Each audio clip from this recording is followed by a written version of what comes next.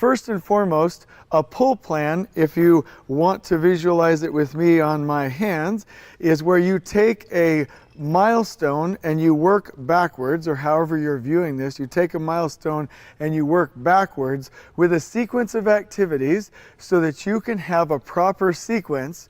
But here are the reasons you want to do it.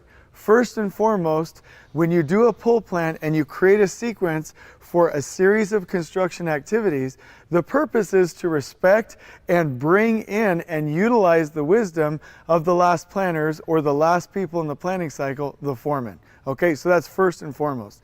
Secondly, there's a psychological effect that happens when you let people weigh into a process and buy in. If somebody's going to be expected, meaning each trade partner along that sequence, to execute that work, we can't just shove it down their throat.